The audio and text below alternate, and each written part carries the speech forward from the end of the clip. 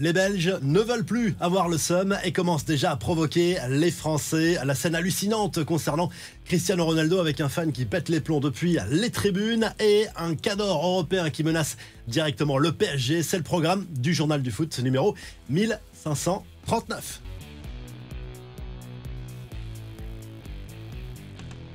Avant votre journal du foot, on n'oublie pas de soutenir Programme TV Foot, une appli qui vous permet de savoir sur quelle chaîne regarder tous les matchs de l'Euro. Le programme TV complet par exemple des huitièmes de finale. Téléchargez l'appli, le lien à retrouver en description de la vidéo. Rideau sur la phase de groupe de l'Euro, place aux choses sérieuses à partir de samedi avec les huitièmes de finale dont voici le programme complet. Allemagne-Danemark, Suisse-Italie, Portugal-Slovénie ou encore Roumanie-Pays-Bas et bien sûr ce France-Belgique. Les Belges qui commencent déjà à nous chauffer globalement. C'est l'état d'esprit de revanche qui domine d'ores et déjà dans les médias après la demi-finale du Mondial 2018, on s'en souvient. Et plus récemment, le match de Ligue des Nations remporté aussi par les Bleus avec l'idée d'enlever le mot seum du vocabulaire belge comme l'explique la dernière heure. Sur le terrain, les Diables Rouges n'ont pas du tout rassuré leurs supporters face à l'Ukraine. Score final 0-0. Grosse bronca des fans belges au coup de sifflet final, ce qui a clairement vexé Kevin De Bruyne, qui a fait demi-tour au moment d'aller saluer le public et qui a demandé à ses coéquipiers de faire la même chose.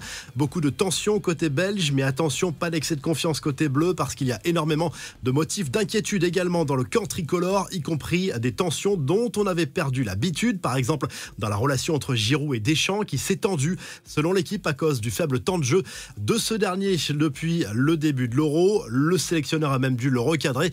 Des tensions aussi avec Kamavinga qui a pris une grosse soufflante à cause de ses glissades à répétition contre la Pologne. L'actu de l'Euro, c'est aussi la sale soirée de Cristiano Ronaldo contre la Géorgie. On a vu un CR7 très en colère, agacé par la tournure des événements et peut-être un pénalty aussi oublié sur lui, ce qui a peut-être joué aussi. Il a été remplacé par le Parisien Gonzalo Ramos en seconde période avant de shooter de rage dans une gourde d'eau. On a vu aussi une scène totalement hallucinante d'un fan qui s'est littéralement jeté sur lui depuis les tribunes sans le toucher. Heureusement, grâce à la sécurité et au sang-froid du Portugais. L'autre match du groupe F a permis de faire tomber un record peu glorieux, celui du plus grand nombre de cartons dans l'histoire de l'Euro. 16 avertissements et 2 expulsions.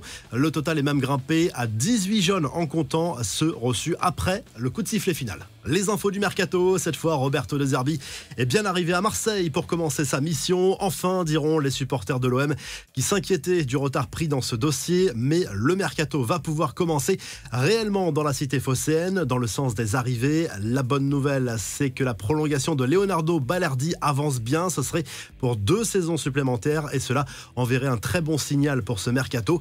Lyon, de son côté, va devoir remplir ses caisses. L'objectif, c'est de vendre pour récupérer 100 millions d'euros. Des joueurs comme Cherki, Cacré ou encore O'Brien pourraient aider à remplir les caisses, mais on sera loin du compte quoi qu'il arrive et cela risque d'affaiblir clairement l'effectif. Enfin, le PSG a identifié une nouvelle cible assez inattendue dans le secteur défensif. Le club parisien pense au jeune international espoir espagnol de la Juve, Dean Huijsen, qui sort d'un prêt de 6 mois à la Roma. Réussi, le joueur de 19 ans est estimé à 20 millions d'euros. La revue de presse en Angleterre, le Mirror Sport, comme l'ensemble des médias britanniques, continue d'accabler, de charger Gareth Southgate, accusé d'être le principal responsable du début d'Euro décevant des Anglais.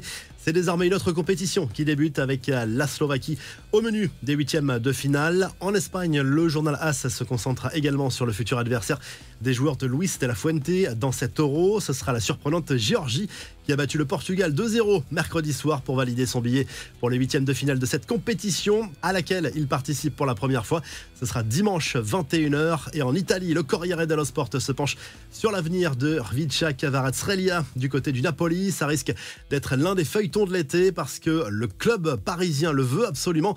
Le club italien hausse le ton et menace même le PSG et son président Nasser El Khelaifi en cas d'approche trop insistante auprès de l'entourage du joueur géorgien. Si le journal du foot t'a plu, on n'oublie pas de liker, de s'abonner et à très vite pour un nouveau journal du foot.